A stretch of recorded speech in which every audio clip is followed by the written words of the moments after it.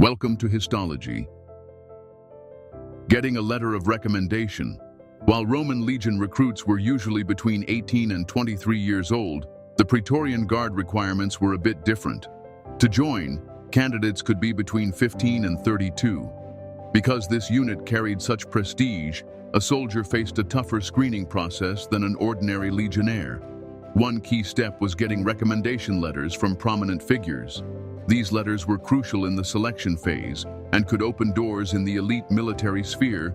Letters of recommendation were generally issued by high-status individuals, like senators or senior officers, who vouched for the applicant's character, honesty, and abilities. These references helped recruiters see if the applicant met both moral and practical standards. They also confirmed the soldier had a good family, could read and write, and was physically fit. From the 3rd century AD onward, there was one more rule. Candidates needed to reside near Italy. Recruiting men from Italy, especially regions close to Rome, was thought to secure stronger devotion to the emperor and central rule. In reality, this was not always the case. Becoming a probatus. Once taken into the Praetorian Guard, a new member was first known as a probatus, meaning he'd passed basic requirements and started active service. During this phase, he underwent intense training and was assessed by his commanders to confirm he met physical and moral standards. In this probatus stage, the recruit was assigned to a centuria within a cohort and performed normal soldier tasks. The centurion paid close attention to his demeanor. Just like in legionary enlistment, the probatus got a signiculum, a metal tag worn around the neck, as a simple means of identification, somewhat like modern military ID tags. Becoming a miles after finishing his probation and being accepted fully, he became a miles. This meant he was now a full-time soldier, involved in the Guard's daily duties, patrols, fighting, maintaining equipment, and following commands. A miles had no special status. He would rise before dawn for the hardest chores, from scrubbing latrines to gathering firewood. It was the lowest military position, marking the start of his professional growth. After 2 years serving as a miles in the Praetorian Guard, a soldier might explore various career paths, depending on his achievements and any influence he had acquired. Becoming an immunis. A common goal for Roman legionnaires was reaching the rank of immunis. After joining and being trained, an ordinary soldier, Miles Gregarious, understood his next stage might grant him a unique position. This path began with rigorous training and often developing certain specialized skills. While combat prowess was important, practical or administrative talents could also lead to becoming an immunis. Ordinary soldiers did the toughest, messiest jobs, but immunes had distinct duties, like serving as a commus, assistant cook at headquarters, or as a technician in areas like plumbing, carpentry, or weapon making, trades highly valued by any legion. Being literate was a real advantage. Clerks, who managed all records and correspondence for the Guard, usually came from among the immunes. Working in an office offered a cleaner setting and raised one's standing in the military. A coveted position among immunes was signifier, the standard bearer who carried the legion's emblem, its symbol of honor. This soldier also oversaw the legionnaire's pension fund, a major duty reflecting the trust his peers placed in him. Promotion to decanus was another step, leading a contubernium, 8 men. Although immunes were spared some of the hardest chores, a strict centurion could still order them to standard labor if desired. Becoming an equity. Once a soldier completed 5 years in the Praetorian infantry, he could become a cavalry member, known as an equity. Though they were part of the cavalry, they stayed linked to their original infantry centuria, but served in teams of 30, each led by an optio equitum. These cavalry groups were formed in proportion to the amount of infantry. Initially, one cavalry unit was placed for every 200-foot soldiers. Each cavalry unit had a vexillum, flag, as its own symbol, helping it stand out within the cohort. Becoming a principalus. For a Praetorian Guard soldier, rising to principalus was a big leap. While immunis freed him from the most arduous chores, becoming principalus confirmed his leadership and expertise.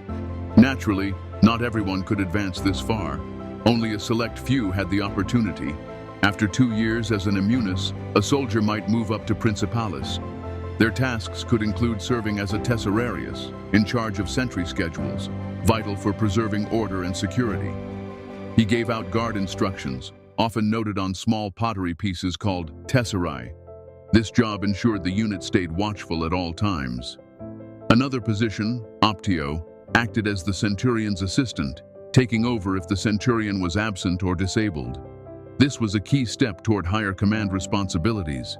Evocati Augusti was an honorary status granted by the emperor, letting principales fill technical or administrative posts in Rome.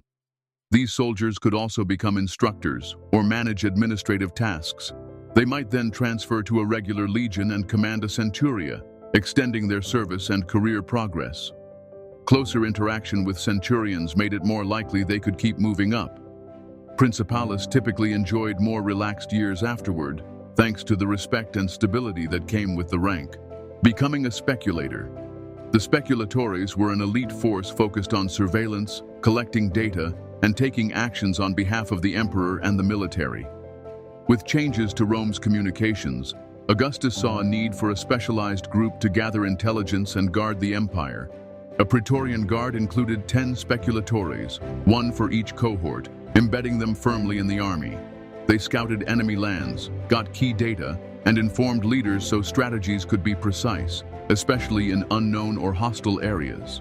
But the speculatores handled other missions that made them feared. They dealt with removing dangerous enemies of the state, and when acting as the emperor's escorts, they cleared paths through crowds with non-lethal spears to protect Rome's top figure. After selection, speculatores went through exacting training overseen by a centurio exercitator. This covered combat drills, cavalry techniques, parade details, and escort duties, guaranteeing they were always prepared, becoming a centurion of the Praetorian Guard. Some principalists reached the peak of their journey by becoming centurions in the Praetorian Guard. This brought considerable power and recognized the many years spent proving themselves. The route to centurion began with a legate's recommendation to the governor, followed by the emperor's approval. As the Roman army became more professional, the requirements for centurions grew stricter. Top-tier centurion roles required more than bravery. They demanded administrative skill and often the backing of a respected commander. Praetorian centurions guarded prisoners throughout Rome and built memorials. Well-seasoned centurions might work as aides to governors or train troops as exercitators, plus attend war councils and negotiate peaces. Becoming a frumentari, Praetorian Guard centurions who had retired were frequently placed in command of a special police and intelligence group called frumentari. Emperor Hadrian used the existing frumentari and changed them into a kind of covert police unit. With this broadened purpose, these agents gathered details on citizens, particularly in distant provinces. They mingled with local people, got vital information, and kept the emperor up to date on conspiracies, uprisings, or other pressing matters.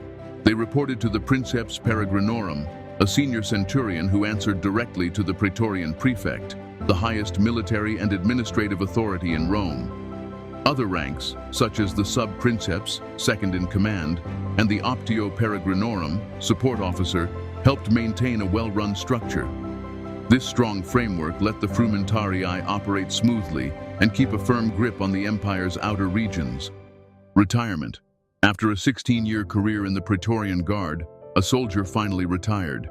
This not only wrapped up his life of discipline and duty, but also started a new phase full of fresh chances. The process opened with a formal retirement ceremony, where his merits were recognized. He received a diploma, a written document confirming his discharge and securing his future benefits.